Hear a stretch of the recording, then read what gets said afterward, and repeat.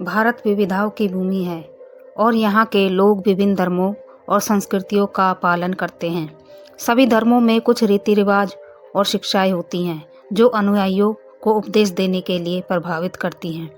बौद्ध धर्म भारत में प्रचलित दूसरा सबसे बड़ा धर्म है और इसकी शिक्षाओं और मार्गदर्शन का पालन एशिया और दुनिया के सभी देशों में किया जाता है। बौद्ध धर्म आत्मनियंत्रण का अभ्यास करने और ध्यान और कुछ अन्य सिद्धांतों का साथ स्वयं के सर्वोत्तम संस्करण की खोज करने के बारे में है। यह विचार करना कि बौद्ध धर्म के संस्थापक कौन थे, गौतम बुद्ध की कई सार्थक और प्रेरक कहानियों से संबंधित है जो बौद्ध धर्म के संस्थापक थे। बौद्ध धर्म में केवल एक धर्म नहीं है बल्कि जीवन और आंतरिक आत्म की बेहतरी का मार्ग है। बौद्ध धर्म के संस्थापक सिद्धार्थ गौतम हैं, जिन्हें वर्तमान में गौतम बुद्ध के नाम से जाना जाता है।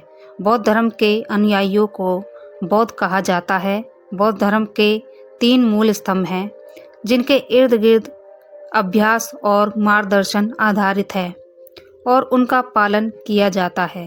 पहला स्तंभ बुद्ध है जो यह बताता है कि बौद्ध धर्म का संस्थापक कौन था। बौद्ध धर्म के संस्थापक गौतम बुद्ध कोई अवतार नहीं थे बल्कि उनका जन्म कपिलवस्तु के एक राज परिवार में राजकुमार के रूप में हुआ था।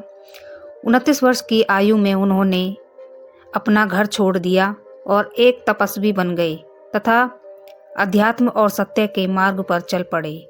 उन्होंने 49 दिनों के निरंतर ध्यान के बाद अपने ज्ञान की घोषणा की। बौद्ध भिक्षुओं के रूप में जाने जाने वाले कुछ शिष्यों के साथ उन्होंने आत्म अन्वेषण और संतुष्टि के लिए शिक्षाओं और मार्गदर्शन का प्रसार किया। बौद्ध धर्म का दूसरा स्तंभ बौद्ध धर्म के इतिहास को उसकी पैतृक जड़ों से जोड़ता है।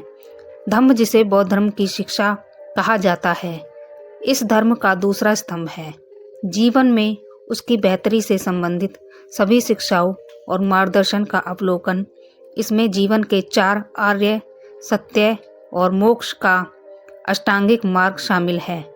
बौद्ध धर्म की संपूर्ण शिक्षाओं में ध्यान को आत्म अन्वेषण और आत्म मूल्यांकन के लिए एक मजबूत स्थान दिया गया है। बौद्ध धर्म में 4 वर्णित आर्य सत्यों का उल्लेख इस प्रकार है। सब्बम दुक्कम बौद्ध धर्म का पहला आर्य सत्य है, जिसका अर्थ है कि दुनिया दुख और शोक से भरी हुई है।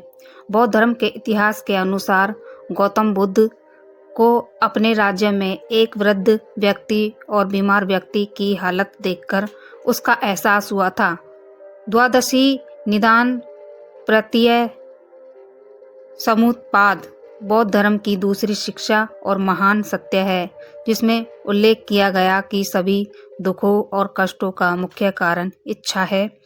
उन्होंने आगे उल्लेख किया है कि आवश्यकता और इच्छाओं को वर्गीकृत किया जाना चाहिए और इच्छाओं को नियंत्रित किया जाना चाहिए। निर्वाण बौद्ध धर्म की तीसरी और सबसे महत्वपूर्ण शिक्षा है, जिसमें कहा गया है कि इच्छाओं को नियंत्रित करके सभी दुखों और पीड़ाओं को समाप्त किया जाना चाहिए। बौद्ध धर्म का अंतिम महान सत्य अष्टांग मार्ग है, जिसमें इच्छाओं को सफलतापूर्वक नियंत्रित करने के लिए 8 गुना मार्ग का उल्लेख है।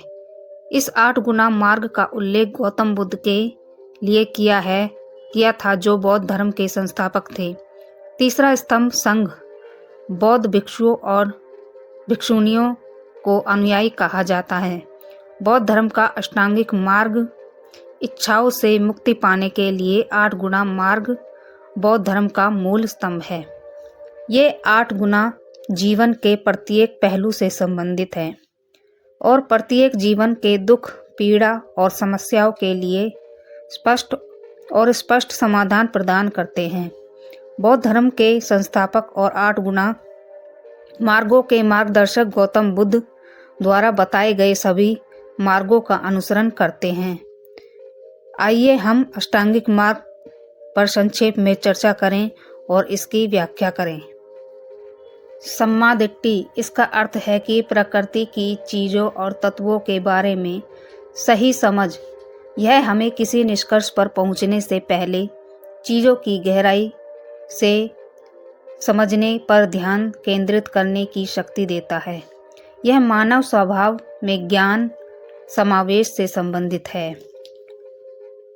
सम्मा संकप्पा, यह सही विचार से संबंधित है और सर्व भौतिक प्रेम, निस्वार्था और अहिंसा का अभ्यास करने का उल्लेख करता है। सम्मा कामन्ता, 8 गुना का यह हिस्सा मानव नैतिक आचरण से संबंधित है। इसमें सही कार्य करने और हत्या, अनैतिकता आदि जैसे अनैतिक कार्यों से दूर रहने का उल्लेख है। सम्मा अजीव, इसमें सही और नैतिक रूप से सही तरीकों से आजीविका कमाने के सही साधन का चयन करने का उल्लेख है। सम्मा वयम, इसका अर्थ है सत्य और दया को बढ़ावा देने तथा स्वयं और समाज से बुरे विचारों को खत्म करने के लिए सही प्रयास करना। सम्मा वाचा, सही भाषण और अपमानजनक और दुर्भावनापूर्ण भाषा से परहेज करने के लिए 8 गुना बलों की यह शिक्षा। सम्मा सती, यह बुद्धिमत्ता, सावधानी और जागरूकता का अभ्यास करने के लिए आंतरिक आत्म में सही सचेतना को सशक्त बनाने से संबंधित है। सम्मा समाधि, यह मन की सही एक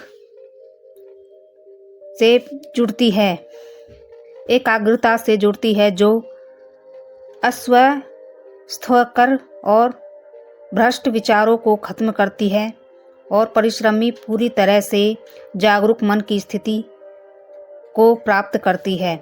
निष्कर्ष, बौद्ध धर्म का वह धर्म जो मन, बुद्धि और मुक्ति को बढ़ाने के लिए कुछ विचारों और कर्मों से मुक्ति प्राप्त करने के लिए तैयार करने में संबंधित है।